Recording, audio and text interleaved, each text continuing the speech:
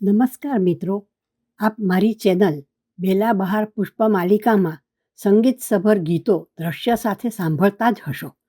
હવે આ મહેક વીબી નામની નવી ચેનલ શરૂ કરી છે, જેમાં અધિકતર ગુજરાતી સાહિત્યની સમૃદ્ધિ દર્શાવતા કાવ્યોનો રસાસ્વાદ કરાવીશું અને સંસ્કૃત સાહિત્યમાંથી સ્તોત્રો, શ્લોકો વગેરે વિશે જાણીશું. તો જરૂરથી સબસ્ક્રાઈબ કરજો, લાઇક બટન દબાવી મિત્રો સાથે વહેંચશો તથા નીચે કોમેન્ટ બોક્સમાં અભિપ્રાય સૂચનો મૂકશો એવી ખાતરી છે.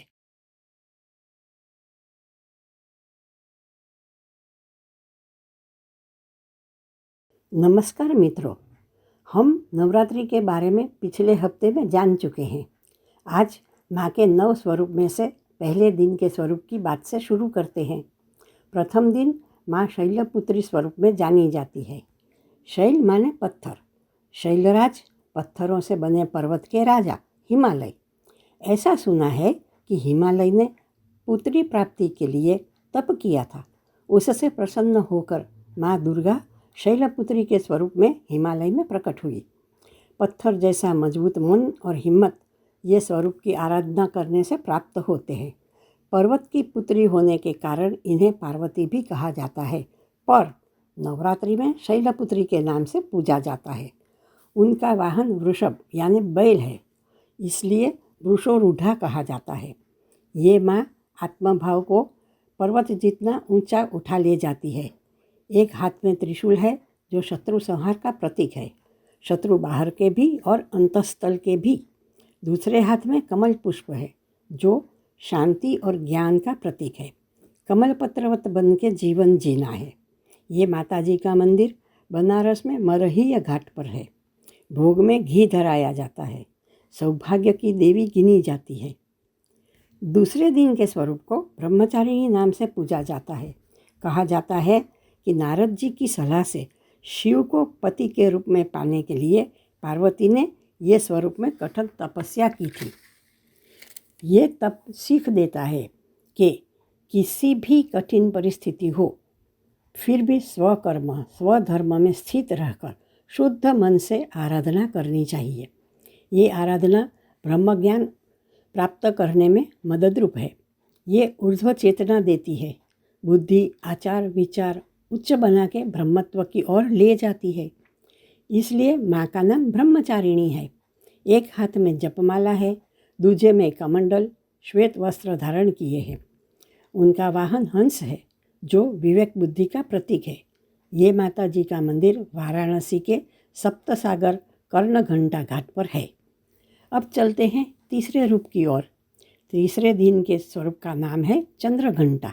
मस्तिष्क में चंद्र है, इसलिए ये नाम है. चंद्र मतलब मन. ये मन की देवी है. शांत शीत बिंदु पर ध्यान स्थिर करना है. सौम्यता बढ़ाती है, तेज बढ़ता है.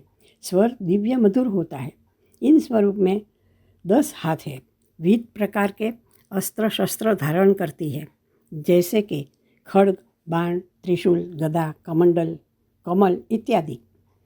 यहाँ मुझे एक प्रश्न उठता है, शांति प्रदान करने वाली माता और इतने सारे अस्त्र शस्त्र. फिर सोचती हूँ शायद बाहरी विघ्नों को दूर रख के मन को शांति अर्पित करने के लिए रखती होगी. खैर, घंटा में से एक लय में ध्वनि निकलता है. उसी तरह एक लय वाले बिंदु हृदय अनहद चक्र पर ध्यान केंद्रित करना है. ये स्वरूपी माँ का वाहन शेर यानी बाघ है. इनका मंदिर इलाहाबाद में व्यस्त चौक में है. फिर आगे बढ़ते हैं तो नवरात्रि के चौथे दिन के नाम स्वरूप पे जाते हैं. ये स्वरूप का नाम है कुष्मांडा. ये स्वरूप मातृत्व को अर्पित किया गया है. विविध ताप युक्त संसार जिसके पेट में समाया है वो देवी कुष्मांडा. जब पृथ्वी पर कुछ भी नहीं था, सिर्फ अंधकार था, तब माँ के ये स्वरूप ने त्रिदेव ब्रह्मा, विष्णु, महेश और त्रिदेवियाँ काली, लक्ष्मी और सरस्वती का सर्जन किया. इसीलिए आदि स्वरूप आदि शक्ति कहा जाता है. इनकी भक्ति करने से रोग शोक का नाश होता है. यश, बल तथा आरोग्य में वृद्धि होती है. उनका स्वरूप अष्टभुजा है। हाथ में कमल, कमंडल, धनुष्य बाण, अमृत कलश, चक्र और गदा लिए है। साथ में एक हाथ में रिद्धि सिद्धि प्रदान करने वाली जपमाला है। उनका वाहन बाघ है। उत्तर प्रदेश में कानपुर से 40 किलोमीटर दूर घाटमपुर में इनका मंदिर है। तो अगले हफ्ते हम और स्वरूपों की बातें करेंगे, जिसकी जानकारी के लिए सब्सक्राइब करके बेल बटन दबाइएगा। जय माता जी।